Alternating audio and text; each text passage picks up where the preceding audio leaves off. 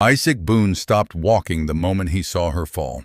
The wind was cutting down the San Pedro Valley, dry and sharp, carrying a thin scatter of snow that never should have been there. It clung to the ground in broken patches, just enough to show where someone had been stumbling, just enough to prove how far they had already gone on borrowed strength.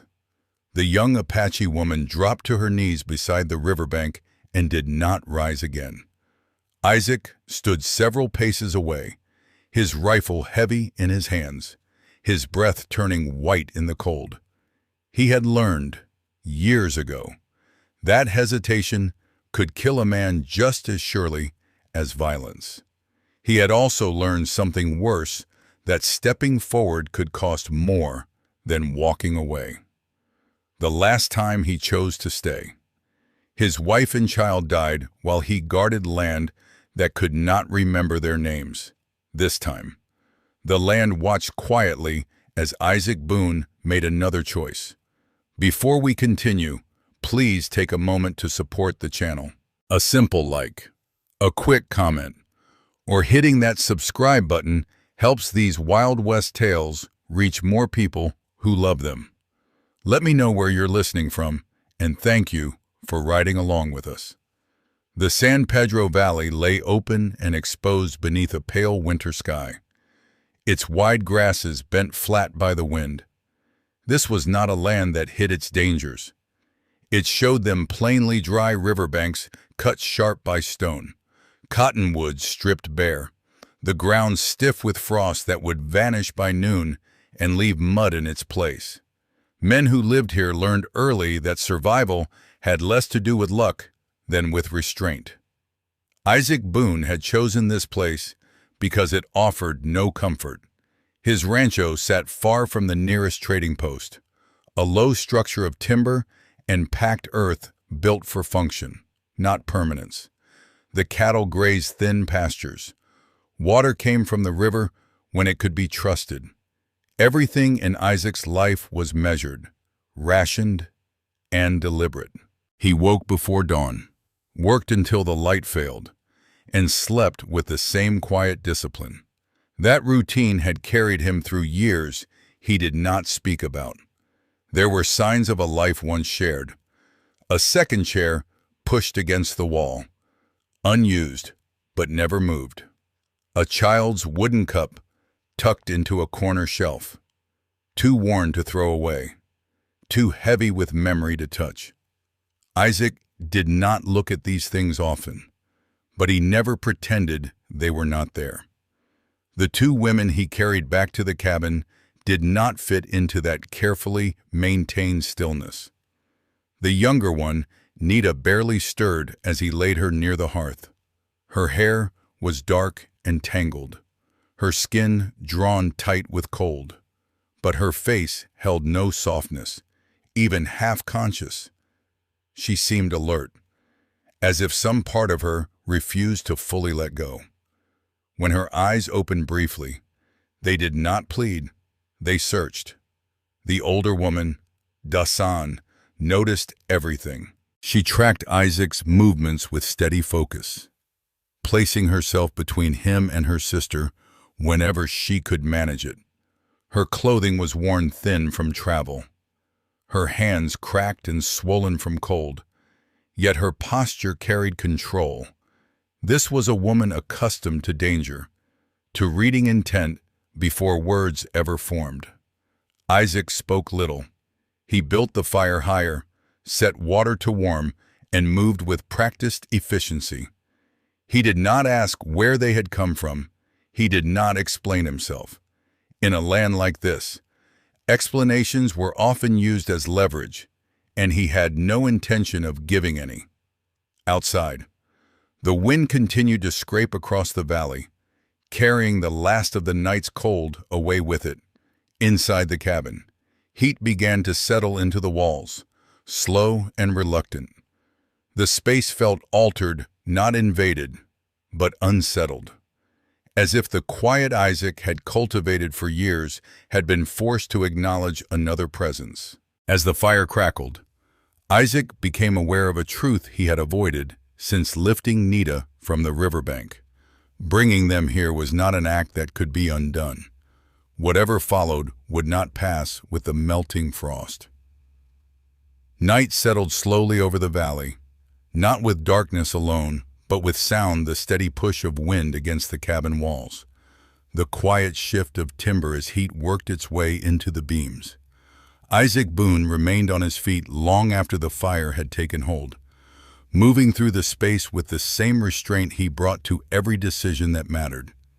Nita's condition worsened before it improved. Her breathing grew shallow, uneven, and her skin burned beneath Isaac's hand when he checked her forehead. He had seen fever before. He knew how quickly it could turn from something manageable into something final.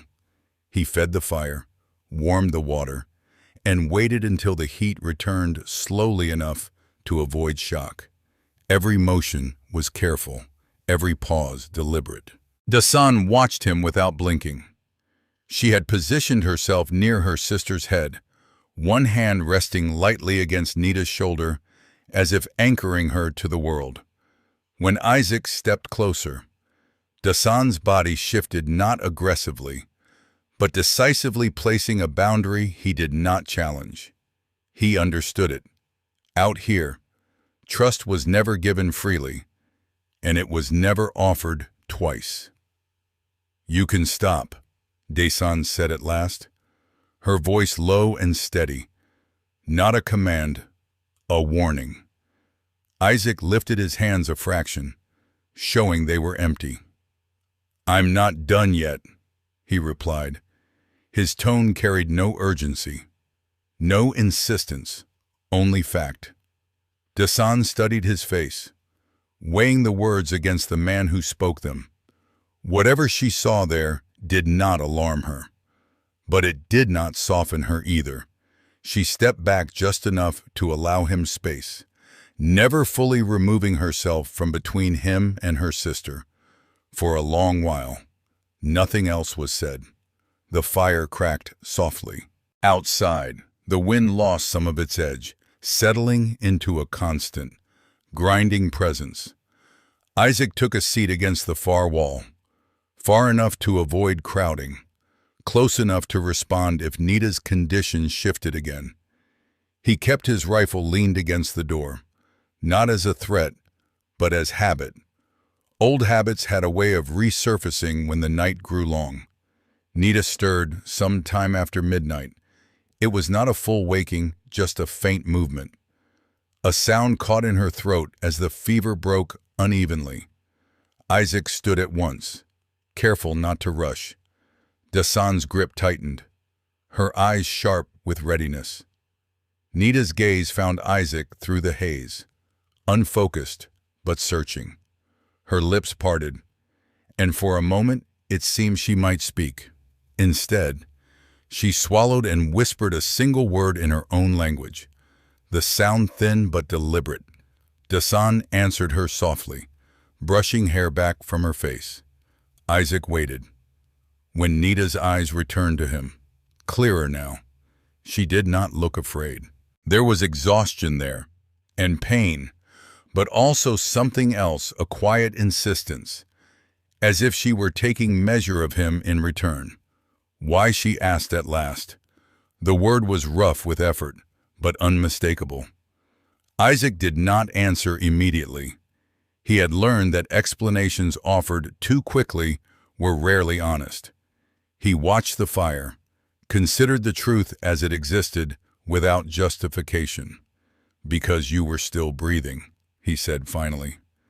The simplicity of the answer seemed to satisfy her.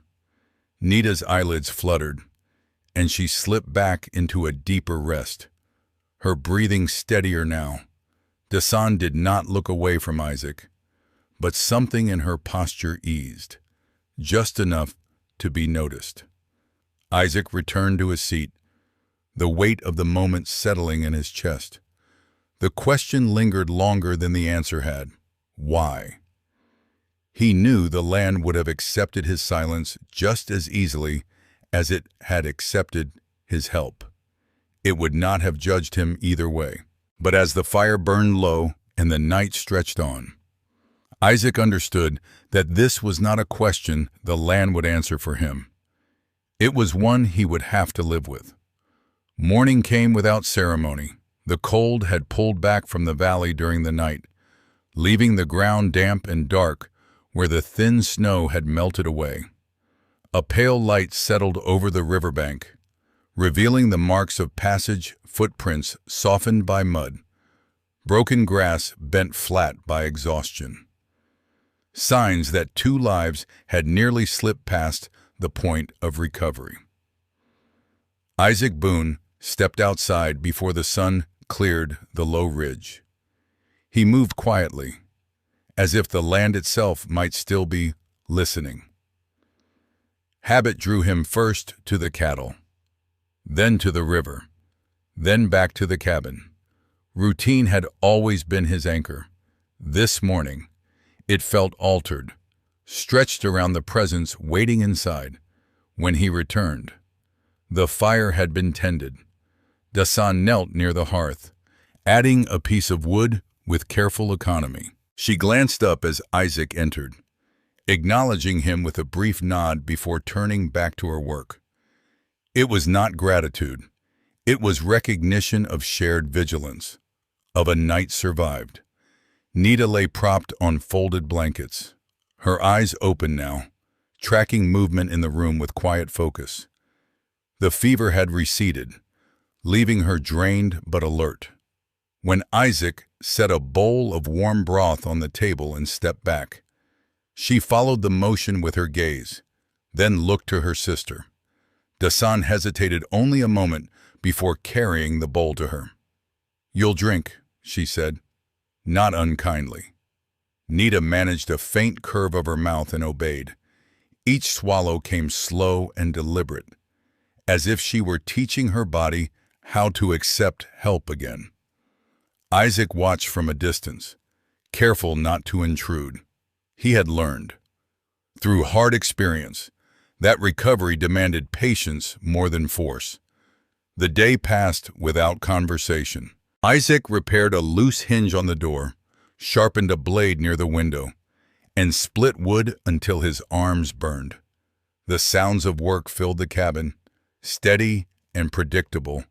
Dasan repositioned blankets, checked Nita's pulse, and rationed their few remaining supplies with the precision of someone accustomed to scarcity. It was Nita who broke the silence. "You live far from others," she said, her voice stronger now, though still rough at the edges. Isaac glanced at her, surprised more by the timing than the question. "Far enough." She nodded, accepting the answer as complete. "It is quiet here." Quiet was the point. He replied before he could stop himself. The words settled between them. Nita studied his face not with curiosity, but with recognition. She knew the look of someone who had chosen isolation for reasons that went beyond preference. That afternoon, Isaac showed Dasan where he kept dried herbs and explained their use for lingering cold. He spoke plainly, without instruction or expectation. Dasan listened, committing each detail to memory. When he finished, she inclined her head once. "We will not stay long," she said. It was not a request. It was a boundary. Isaac met her gaze. "I wouldn't expect you to." Nita said nothing, but her fingers tightened briefly in the blanket. Isaac noticed, then turned away, refusing to read meaning where it had not yet earned its place. Over the next 2 days, the rhythm of the cabin adjusted. Nita began to move more, first sitting upright, then standing with care, then taking a few measured steps along the wall. She insisted on helping where she could, sorting dried beans, folding cloth, mending a tear in Isaac's shirt with small, precise stitches. "You don't have to," Isaac told her once. "I know," she replied. "I still will." There was no challenge in her tone, only resolve. Something in that answer stayed with him. It echoed too closely to thoughts he had buried for years, the belief that dignity came not from comfort, but from contribution, watching Nita work. Isaac felt a faint, unfamiliar unease. It was the sense that the life he had narrowed for survival might be widening without his permission. One evening, as the light faded and the wind softened, Isaac and Nita found themselves alone near the table. Dasan had stepped outside to check the weather, her silhouette steady against the dying light. "You didn't answer my question," Nita said quietly. Isaac looked up. "Which one? Why you helped us?" He considered deflecting. Habit urged him to. But something in her patience, her willingness to wait rather than demand, made evasion feel dishonest. "I stayed once," he said at last, "when leaving would have been safer." Nita did not interrupt. "I told myself it was the right choice." He continued, his voice low. "By the time I knew it wasn't, there was nothing left to save." He stopped there. No names, no dates, no plea for absolution. Nita absorbed the words in silence. When she spoke, it was not to console him. "Staying is not always wrong," she said. "Leaving is not always safe." Isaac met her eyes. The simplicity of the truth struck harder than sympathy would have. For the first time in years, he felt seen without being judged. That night, he slept more deeply than he had since their arrival. The change unsettled him. Over the following days, Isaac caught himself watching Nita in unguarded moments, how she paused to rest without apology, how she listened more than she spoke, how she studied the land with the attention of someone who understood both its beauty and its cost. He felt a pull toward her that had nothing to do with desire and everything to do with recognition. It frightened him. He began to withdraw, returning to longer hours outside, speaking less, retreating into the routines that had once kept him alive. Nita noticed. She did not pursue him, did not ask for reassurance. Instead, she spoke plainly when the moment came. "If we stay," she said one morning, "it will be because we choose to, not because we are owed." Isaac stopped what he was doing. He understood the weight of her words. This was not a test.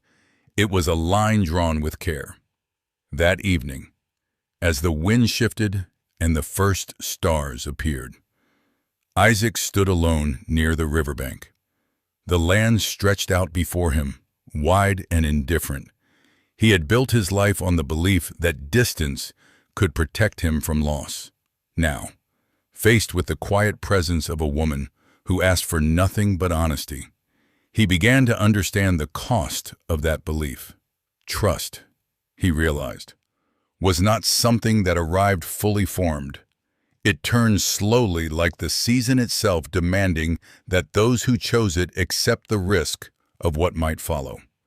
The first sign that the valley's quiet had begun to fracture came not with gunfire or raised voices, but with absence. Isaac Boone noticed it when the trader failed to arrive. The man usually passed through every 10 days, sometimes late, sometimes early, but never missing altogether. Isaac marked the days by habit more than need, yet when the trail remained empty beyond its margin of error, he understood what that meant. News traveled faster than horses in places like this. If someone had chosen to speak, the words would already be moving. He said nothing to Nita or Dasan at first. He repaired fence posts, checked the cattle, and kept his routines intact, as if order alone might hold the world in place. But he felt the shift in the air, the way the land seemed to listen more closely than before. It was Dasan who confirmed it. "They know," she said one evening as she came in from the edge of the clearing. Someone spoke. Isaac nodded once. He had expected no less. Nita watched him from across the room, her expression unreadable. She did not ask what would happen next. She already understood that knowledge carried weight, and weight demanded choice. The men arrived 2 days later. There were 4 of them, riding in loose formation. Their horses slowed not by caution, but by confidence. Isaac saw them coming from the ridge and did not reach for his rifle. He stepped out from the cabin instead, positioning himself where he could be seen clearly. The one who rode at the front dismounted first. Caleb Hargreaves was not a large man, but he carried himself as though space belonged to him by default. His coat was better kept than most. His boots polished just enough to signal authority without appearing vain. He smiled when he saw Isaac, a thin expression that never reached his eyes. "Boone," he said, as if they were old friends. "Didn't expect to find you entertaining guests." Isaac did not return the smile. "This is my land." "Is it?" Hargreaves replied lightly. "Depends who's asking." Behind Isaac, the cabin door opened. Dasan stepped out first, placing herself deliberately in view. Nita followed, slower, but no less steady. She stood at the threshold, her back straight, her gaze fixed forward. Hargreaves' smile faded. "There's talk," he said, his voice carrying easily in the open air. "Apache moving through the valley. Trouble following close behind. Folks are concerned." Dasan said nothing. She had already shifted her stance, angling herself so that she could reach Nita in a single step if needed. Isaac felt the familiar tightening in his chest, the instinct to de-escalate, to say as little as possible, to let things pass without drawing attention. It was the same instinct that had guided him for years. He ignored it. "They're not passing through," he said. "They're here because the cold nearly killed one of them." Hargreaves glanced at the men behind him, then back at Isaac. "You're taking responsibility." Then, "Yes." The word landed heavier than Isaac expected. Saying it aloud closed a door he could not reopen. Hargreaves studied him for a long moment. "You know how this looks." "I know what it is," Isaac replied. Silence stretched. The wind moved through the grass, carrying dust and the faint smell of water from the river. "We can't have trouble here," Hargreaves said at last. "If they leave quietly, no one needs to get involved." Dasan took a step forward. "We will leave if we must," she said evenly, "but not because we are told to disappear." Isaac felt the decision settle fully in his body then, like a weight shifting into place. "They stay," he said. "If there's a problem, it's mine." Hargreaves' eyes hardened. "You're choosing sides." Isaac shook his head. "I'm choosing responsibility." That was the moment everything changed. Hargreaves said no more. He mounted his horse and turned away, the others following without comment. But Isaac knew better than to mistake retreat for resolution. Men like Hargreaves did not let challenges stand unanswered. That night, Dasan packed, not in haste, not with fear, but with purpose. She laid out what little they carried, preparing for movement before it was forced upon them. Nita watched her sister in silence, then turned to Isaac. "If we go," she said, "it will not be because of them." Isaac met her gaze. He heard the unspoken truth beneath her words. Staying would require him to stand where he had always chosen to step aside. The following day, word reached Isaac that Hargreaves had taken men south, tracking signs that did not exist. He was determined to prove himself right, to justify the pressure he had applied. The land, indifferent as ever, did not bend to his certainty. The weather turned, not into snow, but into wind, hard, cutting, deceptive by nightfall. A rider arrived at the edge of Isaac's land, breathless and shaken. "Hargreaves is down," the man said. "Horse slipped near the cut rock. He's hurt bad." The rider looked at Isaac with something close to expectation. Isaac did not respond immediately. He felt the old instinct rise again, urging him to stay still, to let consequence follow action. Instead, he reached for his coat. Nita saw the movement and understood at once. "You don't owe him," she said quietly. "I know." Then why Isaac paused, the answer forming without effort. "Because I won't live by leaving things undone anymore." He rode out into the dark alone. Hargreaves lay where the land had claimed him, pinned, injured, furious at his own helplessness. Isaac worked without words, cutting, lifting, binding. He brought the man back alive, though not gently. By morning, the story had spread. Hargreaves survived, but he did not recover his standing. His lies surfaced. His recklessness was witnessed. The men who had followed him no longer spoke his name with respect. In a place where authority lived or died by trust, that was punishment enough. When Isaac returned to the cabin, Nita was waiting. He did not explain himself. He did not have to. The choice had already been made before the land, before the people, and before himself. And this time, he did not turn away. The valley settled slowly after the confrontation, as if the land itself needed time to absorb what had happened. The wind softened, no longer pressing its will against the grass. And the nights grew clearer, colder in a way that felt honest rather than threatening. Life returned to its ordinary rhythms, but nothing moved quite the same as before. Isaac Boone felt the change most keenly within himself.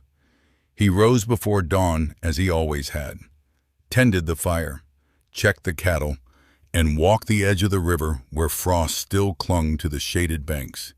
Yet each task carried a new awareness. He was no longer moving only for his own survival.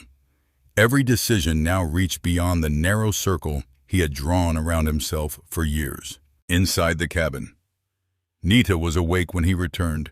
She sat at the table, sorting dried beans into careful portions. Her movements unhurried. Dasan stood near the wall, adjusting the straps on her pack. They did not speak at first. Isaac set his coat aside and poured water into the kettle. The sound of it heating filled the space between them.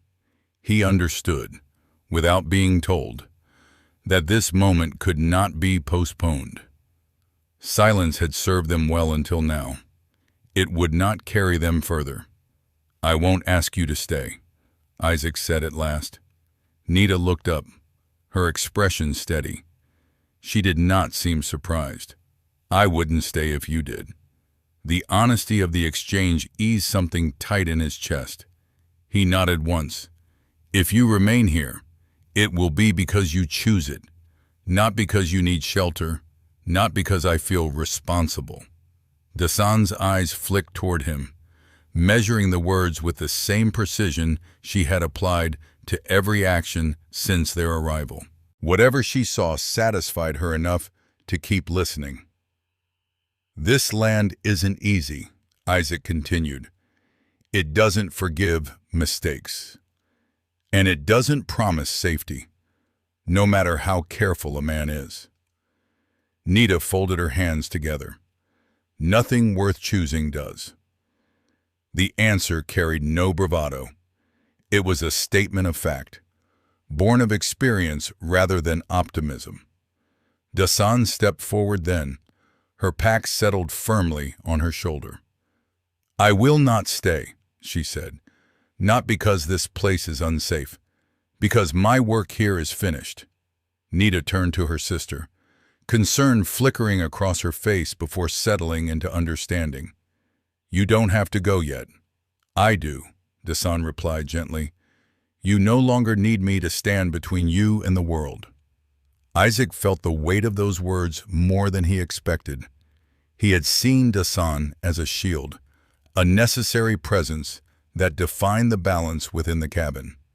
Only now did he recognize what her leaving would signify. They shared a meal without ceremony. No toasts were offered, no promises spoken aloud.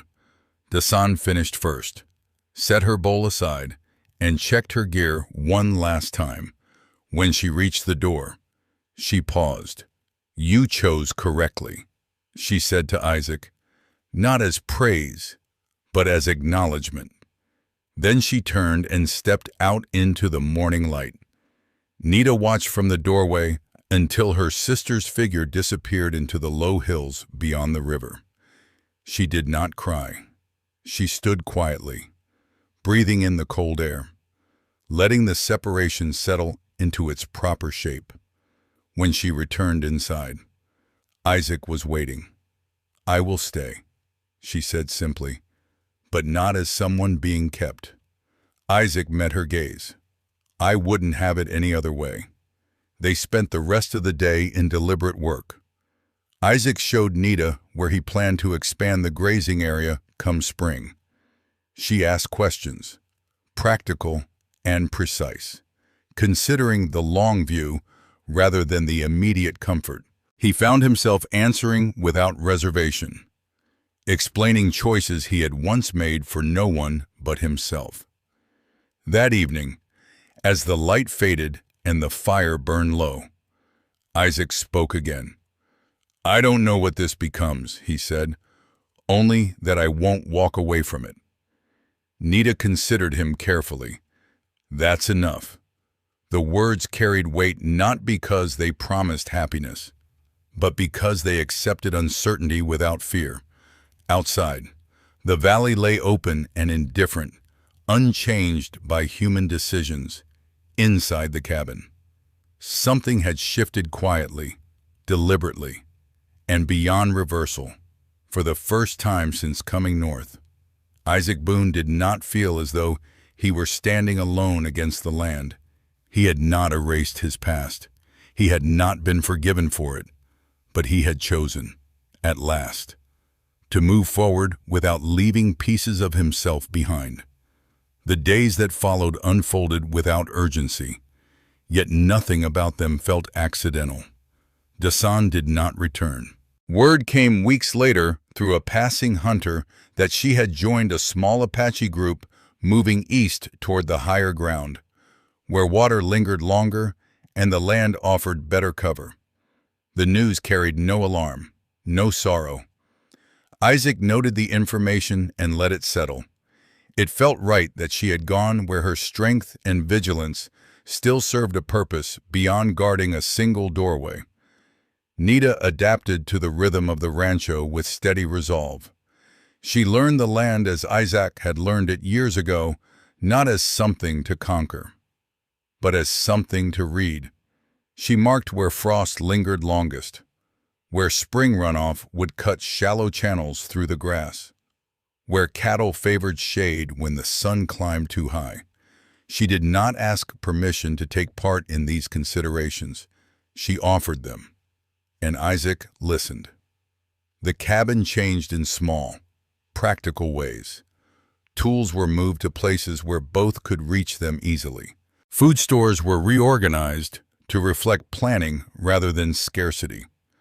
The second chair was pulled from the wall and placed at the table, not as a symbol, but because it was needed. One evening, Isaac found himself standing near the river at dusk, watching the water move around exposed stone. The memory of the morning he had found Nita there returned not with the sharpness of guilt, but with clarity. He understood then that the choice he had made had not erased his earlier failure. It had simply refused to let that failure define every decision that followed. When he returned to the cabin, Nita was inside, mending a length of tack with practiced hands. She looked up as he entered, her expression calm, unguarded.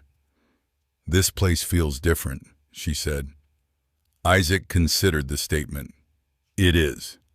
They did not speak of love. They did not frame what they shared in language meant to soften uncertainty.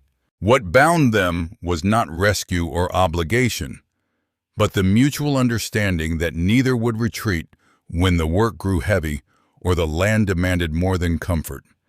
As winter loosened its grip, the valley shifted, grass pushed up through softened ground.